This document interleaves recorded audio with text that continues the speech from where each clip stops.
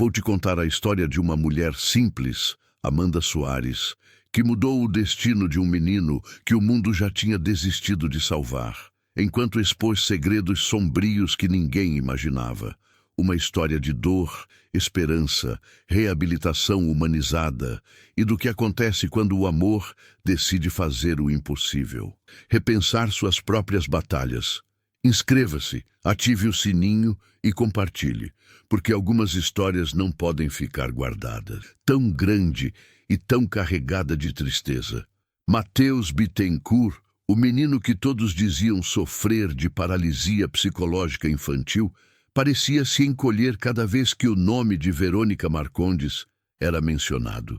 Era um medo que não fazia barulho, mas falava alto nos olhos dele. Amanda, mesmo sem entender tudo, sabia que ali havia uma dor profunda prestes a ser revelada. Verônica sempre mantinha uma postura profissional na frente de Diego e Marina, usando palavras difíceis e assumindo uma autoridade quase teatral. Mas quando ficava sozinha com Matheus, a máscara dela caía. O menino tentava obedecer, tremendo, suando, chorando baixinho.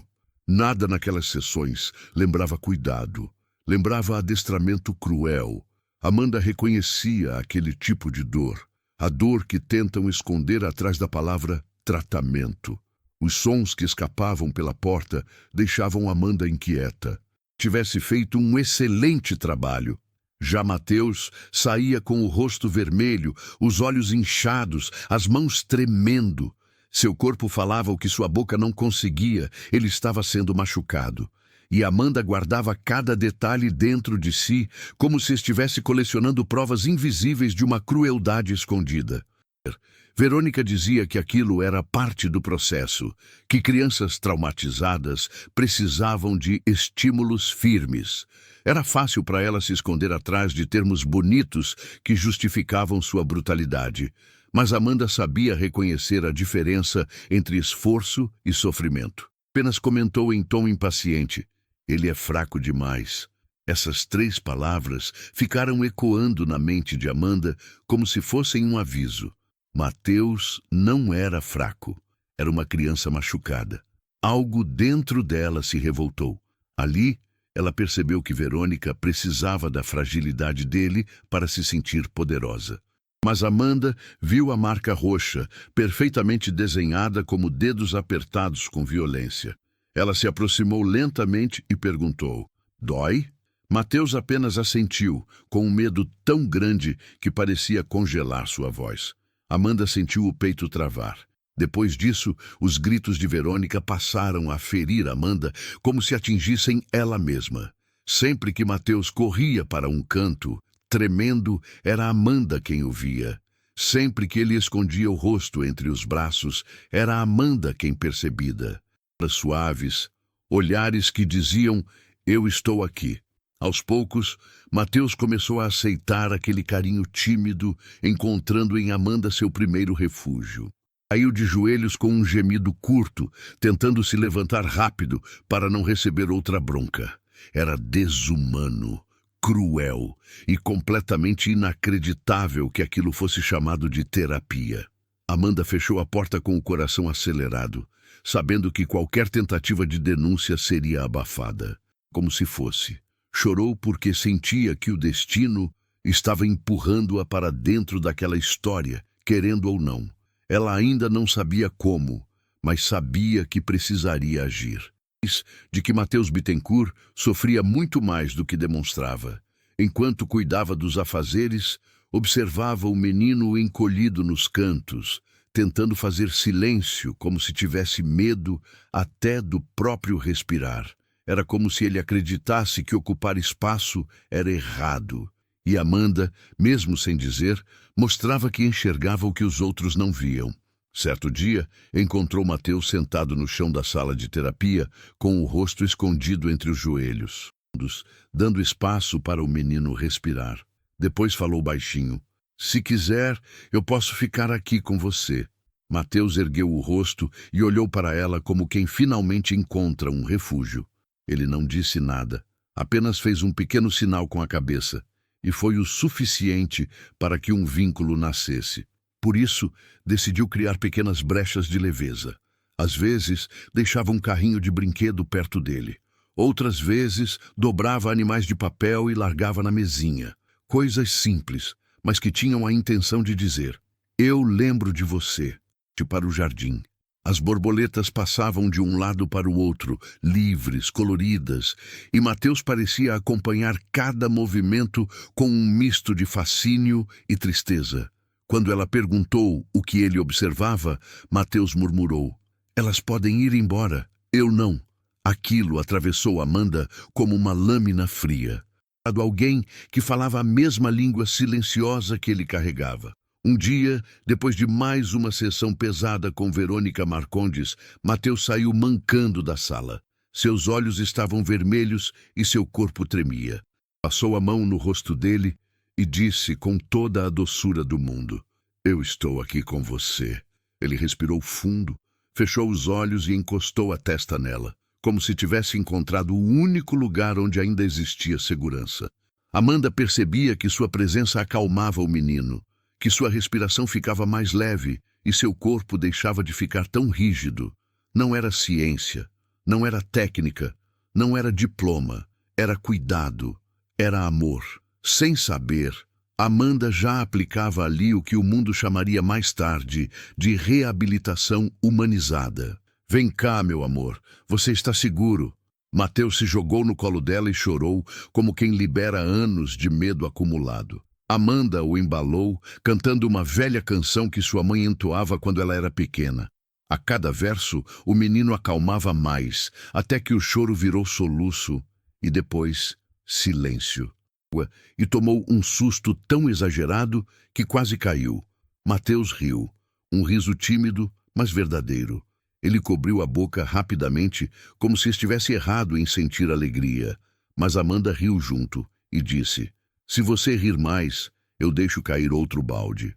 Verônica começou a perceber a aproximação entre os dois, e seus olhos se tornaram navalhas.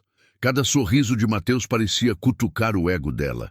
Cada afeto de Amanda parecia roubar a autoridade que ela tanto defendia. A fisioterapeuta começou a vigiar, a medir olhares, a procurar falhas. Ficar cada vez mais tensa, como duas forças opostas disputando o direito de existir no mesmo espaço. Verônica percebeu que o menino reagia melhor à presença da faxineira do que às suas sessões, e isso a deixava irritada, quase ofendida. Silencioso de raiva. Ela não suportava perder controle, e Amanda representava exatamente isso. Aos poucos, a fisioterapeuta começou a criar pequenos obstáculos para complicar o trabalho de Amanda. Trabalhando, mas percebia que a hostilidade aumentava cada vez mais. Havia momentos em que Verônica passava por ela e soltava comentários ácidos, disfarçados de profissionalismo. Algumas pessoas precisam saber seu lugar, disse uma vez, olhando Amanda de cima a baixo. Interferir na recuperação de Mateus. Dizia que ela mimava demais, que atrapalhava o progresso, que criança traumatizada precisa de disciplina, não de colo. Esse limite chegou no dia em que Verônica agarrou o braço do menino com força na frente de Amanda para obrigá-lo a ficar de pé. O menino chorou. Amanda não conseguiu se conter. Ele não é objeto seu. Pare com isso. O olhar que Verônica lançou naquele momento foi como uma lâmina de puro ódio, tentando manter a calma. Não era sobre ela, era sobre Mateus. Mas Verônica já tinha decidido que Amanda era uma ameaça, e uma ameaça precisava ser eliminada. A partir dali, a fisioterapeuta iniciou um plano silencioso e cruel para tirá-la de vez da casa. Equipe técnica. Diego, sobrecarregado, preocupado com o filho e ainda acreditando na autoridade de uma profissional renomada, começou a olhar Amanda com estranheza, e isso doeu mais do que qualquer acusação. Amanda nunca pediu nada àquela família além de trabalho. Intensificou as mentiras, mostrava relatórios falsos, inventava histórias, distorcia situações. E quando Mateus tentava se aproximar de Amanda na frente dela, a fisioterapeuta dava um jeito de transformar isso em mais uma acusação. Viu? Ele depende emocionalmente dela, Isso atrapalha a recuperação. Um dia, após uma tarde particularmente difícil, Diego chamou Amanda para conversar no escritório. Ele estava sério, com os olhos cansados, segurando algumas folhas que Verônica havia preparado. Amanda sentiu seu coração bater mais forte. Amanda tentou explicar, mas ele a interrompeu com uma frieza que não combinava com o homem gentil que ela conhecia. Acredito que seja melhor encerrarmos seu contrato. Foi como ouvir um portão pesado se fechando atrás dela. Mateus apareceu na porta no exato momento em que ela pegava suas coisas. Ajoelhou, abraçou o menino com toda a força do mundo e sussurrou: "Eu não quero ir, meu amor, mas vou voltar, eu prometo." Foi a primeira promessa que ela fez na vida, sabendo que não tinha ideia de como cumprir, mas sabendo que precisava existir, porque sabia que, se o fizesse, desmoronaria. Mas enquanto se afastava, uma certeza crescia dentro dela. Aquilo não podia terminar assim. A saída de Amanda Soares, a casa dos Bittencourt mergulhou em um silêncio pesado, como se até as paredes percebessem a ausência dela. Mateus Bittencourt ficou ainda mais retraído, como se uma parte dele tivesse sido arrancada de repente. Ninguém que pudesse testemunhar seus métodos cruéis. E Diego, acreditando que estava fazendo o certo, não percebia que colocava o filho nas mãos da pior pessoa possível. Nas primeiras semanas, Mateus começou a apresentar sinais claros de regressão, parte do tratamento. O menino também passou a recusar comida. Ficava horas olhando para o nada. Parecia desconectado de si mesmo. Marina, a mãe, tentava consolar o filho, mas ele quase não reagia. Algo nele estava quebrando, e depressa. Suportou a combinação de estresse, dor e terror. Verônica tentou encobrir a gravidade do ocorrido, dizendo que era apenas uma queda de pressão, mas Marina não acreditou. Ela correu com o menino nos braços até o carro e o levou ao hospital às pressas. Marina sentiu o mundo desabar. Era impossível negar que algo terrível estava acontecendo. Diego correu para o hospital assim que soube. Ao ver o filho deitado na cama, tão frágil, tão distante, sentiu uma culpa perfurar o peito como uma lança. Em particular, quando relatou os sinais de abuso, Diego inicialmente negou. Não queria acreditar, mas a médica foi clara. Isto não é falha do corpo, isso é trauma. Diego sentiu uma onda de desespero crescer dentro de si, e com ela, a necessidade urgente de respostas. E sentiu que havia algo muito errado em toda aquela história. Foi então que decidiu investigar. Começou revisando câmeras, documentos, horários, relatórios entregues por Verônica. E quanto mais lia, mais percebia que nada fazia sentido. Veio quando encontrou, em uma das câmeras de segurança, trechos de áudio soltos das sessões. A respiração acelerada de Mateus, os choros contidos, a voz dura de Verônica dizendo frases que nenhum profissional deveria dizer. Levanta ou vai ficar aí como um inútil. Pare de chorar, você atrapalha tudo. Tira o próprio menino por ter acreditado em alguém que nunca mereceu confiança.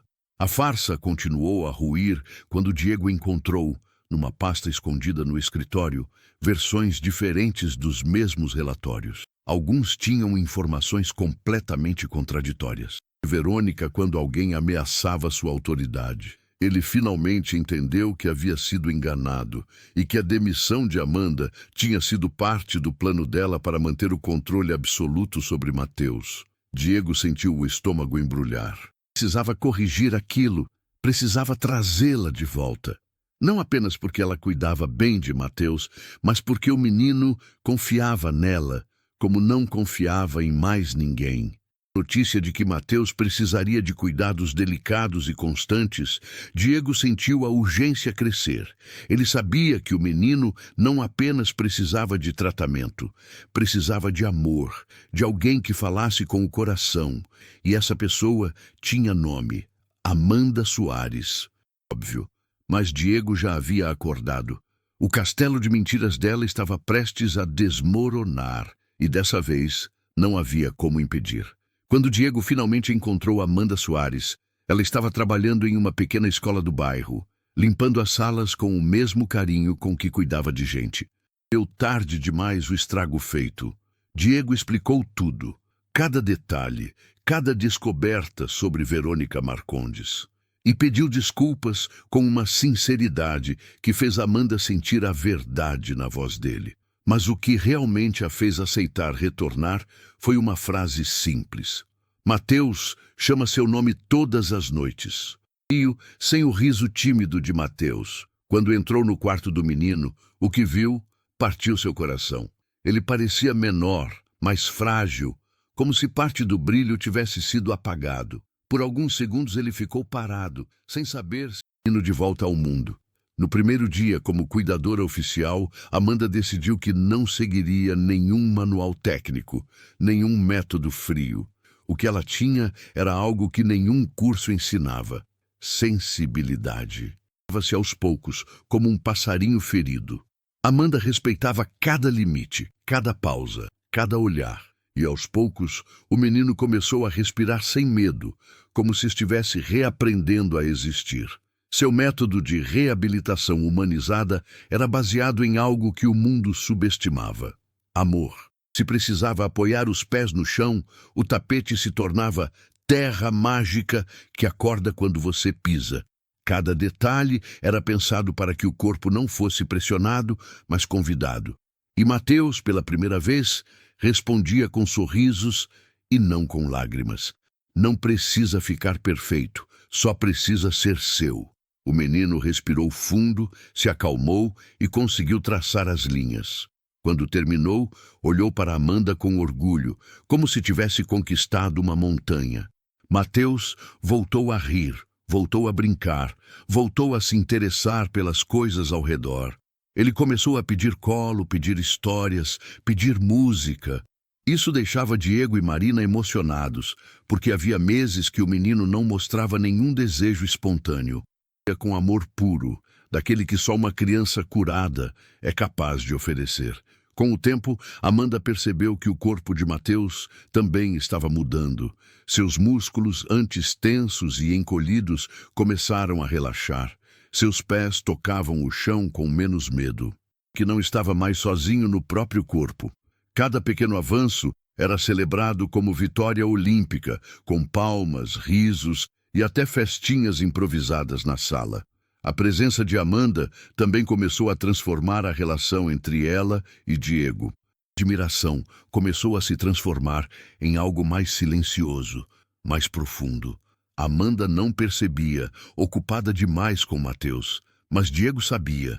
Estava começando a se apaixonar por aquela mulher que devolvia vida ao filho dele, e a ele também. Amava profundamente. E ela começava a preparar, no silêncio, uma vingança que traria novas tempestades. Amanda sentia no fundo do peito que algo ainda não tinha terminado, mas não deixaria nenhum medo tirar dela a esperança que estava reconstruindo junto com Mateus. A cada manhã, ela o recebia com um sorriso tranquilo, como quem diz: hoje vamos tentar mais um pedacinho. E Mateus, pouco a pouco, começou a acreditar que era possível. Os exercícios deixaram de ser tortura e passaram a ser brincadeira. As risadas começaram a se tornar mais frequentes. Caixa cheia de fitas coloridas. Cada fita representava um poder especial que Mateus ganharia ao completar uma pequena atividade. Ele adorou a ideia. Quis pegar a fita azul, a fita corajosa. Para conquistá-la, deveria ficar em pé segurando nas mãos de Amanda por alguns segundos. Ele tentou. Caiu. Ele iluminou a sala inteira. Os avanços começaram a surgir de forma suave, quase como flores nascendo depois de uma tempestade. Mateus começou a firmar mais os pés no chão, a apoiar melhor as mãos, a se equilibrar com menos medo, vendo no filho uma força que ele próprio não sabia existir. A casa já não parecia tão pesada. O caos havia dado lugar a uma esperança que crescia como luz. Certo dia, durante um alongamento divertido, Mateus fez algo que Amanda não esperava. Riu alto, não um riso tímido. Diego viu a cena da porta e levou a mão ao rosto. tentando esconder as lágrimas que escapavam. Era como ver o filho voltando não apenas a se mover, mas a sentir. Era o tipo de cura que nenhum profissional havia sido capaz de alcançar. Apoiando-se neles, ele hesitou. Olhou para ela, depois para o chão. O medo estava ali, antigo, profundo. Amanda segurou as mãos dele e disse: "Eu te seguro. Cada passo seu é nosso." Ele respirou fundo. E então, com esforço, avançou o primeiro passo. Depois, o segundo. Sem apoio, um passo curto, tremido, mas completamente dele. Amanda levou as mãos à boca, sem acreditar. E Diego, que acompanhava escondido atrás da porta, caiu de joelhos, tomado pela emoção. Aquele passo não era apenas físico, era a vitória sobre todo o medo, dor e abuso que o menino havia sofrido. O menino que antes chorava ao ouvir o nome da fisioterapeuta, agora sorria ao pegar os brinquedos que Amanda usava nas sessões. Ele começou a andar pequenas distâncias, primeiro com ajuda, depois com menos apoio. E para uma criança traumatizada, cada passo era uma reconstrução inteira. A recuperação física vinha acompanhada de uma transformação emocional ainda mais linda. Mateus voltava a cantarolar, a fazer perguntas, a querer conhecer o mundo fora da dor. Risadas, histórias, música e passos. Passos que finalmente existiam sem medo. Era como se Amanda tivesse devolvido a alma daquele lugar. E assim, enquanto os dias avançavam, a felicidade começou a se tornar rotina novamente. Acto silencioso de amor e fé. O que Amanda não sabia é que, ao cuidar do menino, também estava transformando o próprio destino. E o de Diego, que já não conseguia esconder o quanto o coração dele começava a caminhar na direção dela. Diego observava a forma como Amanda falava com Mateus, como o tocava com respeito, como sorria para ele mesmo nos dias difíceis. Cada gesto dela era um lembrete do que era carinho verdadeiro. Havia momentos em que os dois se encontravam no corredor após uma sessão e trocavam sorrisos tímidos, quase envergonhados. Diego oferecia café, Amanda aceitava com um rubor discreto nas bochechas. Mateus percebia tudo. Crianças sempre percebem. E sorria quando via os dois juntos. Era como se o menino soubesse instintivamente que aquele encontro faria bem a todos. A aproximação se intensificou quando Diego passou a acompanhar mais de perto as atividades de Amanda com Mateus. A forma como Amanda inclinava a cabeça ao ouvir algo importante, ou como os olhos dela brilhavam quando Mateus conseguia um novo avanço. Era impossível ignorar. Diego estava se apaixonando e não havia mais como esconder isso de si mesmo. Diego se aproximou e colocou a mão sobre a dela sem pressa. "Obrigado por devolver meu filho para mim", murmurou. Amanda sorriu emocionada e respondeu: "Ele só precisava ser visto com amor." Diego sentiu o coração se abrir naquele instante. Depois, conversas longas na varanda enquanto ele dormia. A conexão entre eles crescia de forma natural, como se suas histórias sempre tivessem sido feitas para se encontrar ali. Marina, mesmo do céu, parecia abençoar aquele novo capítulo. E bonita. Diego preparou um jantar modesto, apenas os três na mesa. Ele estava nervoso, tentando esconder as mãos trêmulas, enquanto falava sobre família, sobre segundas chances, sobre o futuro. Amanda o ouviu com os olhos marejados. Entendesse tudo. Foi o início de uma nova família, nascida da dor, da cura e do amor. O casamento veio meses depois, num cenário simples, decorado com flores escolhidas por Mateus, dizendo: "Vocês sobreviveram à tempestade." A cerimônia foi íntima, cheia de afeto e marcada por uma emoção tão verdadeira que todos os presentes sentiram que presenciavam algo especial, um recomeço que poucos têm a chance de viver. Diego chorava sem vergonha nenhuma, orgulhoso da família que renascia diante dele. A casa que um dia fora palco de dor, agora era lar de risos, correria infantil, histórias contadas ao pé da cama e momentos que costuravam novas memórias. Completamente resolvida. O passado não some, ele espera. E nas sombras, enquanto a nova família descobria o sabor da felicidade, uma ameaça voltava a se movimentar. Verônica Marcondes reaparecia, carregando consigo um desejo ardente de vingança. E muito menos suportava ver o sucesso de Amanda Soares sendo comentado por médicos, vizinhos e até terapeutas da região. O progresso do menino se espalhou como uma chama silenciosa, e isso feriu o orgulho da fisioterapeuta mais do que qualquer outra coisa. Era mais fácil atacar Amanda do que aceitar seus próprios erros. Determinada a recuperar status e destruir a reputação da antiga cuidadora, Verônica começou a elaborar um conjunto de dossiês falsos. Era um trabalho minucioso, feito com frieza e obsessão. Verônica acreditava que, se conseguisse provar que Amanda era uma fraude, poderia retomar sua carreira e, quem sabe, voltar a trabalhar com famílias ricas como a dos Bittencourt. O plano parecia perfeito, pelo menos na cabeça dela. Mas algo inesperado aconteceu. Quanto mais Verônica tentava destruir a imagem da cuidadora, mais pessoas começavam a questionar sua própria conduta. Várias mães já haviam reclamado de seu comportamento agressivo. Um pai, que nunca teve coragem de denunciar, finalmente decidiu falar. Incompetente e perigosa. Ele reconheceu imediatamente o tom manipulador daquele tipo de ataque. Não tinha mais dúvidas. Era Verônica. Com o apoio de advogados e da equipe médica que acompanhava Matheus, Diego enviou todo o material que tinham reunido para uma investigação formal. Tentou manter sua postura fria e arrogante. Chegou a afirmar que Amanda era uma ameaça emocional para Matheus e que seu método era amador e irresponsável. Mas bastou serem apresentados os primeiros documentos para sua máscara começar a rachar. Os especialistas perceberam inconsistências em seus depoimentos. Exatamente o que tentava esconder. As investigações se aprofundaram e novos testemunhos começaram a surgir. Uma ex-assistente contou que Verônica costumava gritar com crianças e exigir esforços além do tolerável. Uma mãe relatou que seu filho desenvolveu ansiedade extrema após as sessões com ela. Tentava se defender, mas cada palavra que dizia afundava ainda mais sua credibilidade.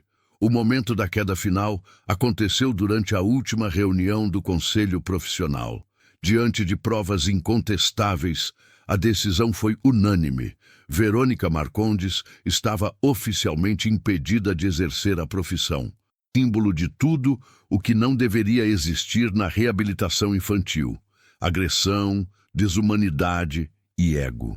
Quando recebeu a notícia, Amanda estava em casa, brincando com Matheus e Maria. Diego entrou pela porta com um olhar misto de alívio e justiça. Crianças. Não havia sentimento de vitória, apenas a sensação de que um ciclo doloroso finalmente se encerrava, permitindo que novas possibilidades se abrissem. Mesmo derrotada, Verônica não deixou de carregar sua raiva, mas já não tinha meios para atingir Amanda.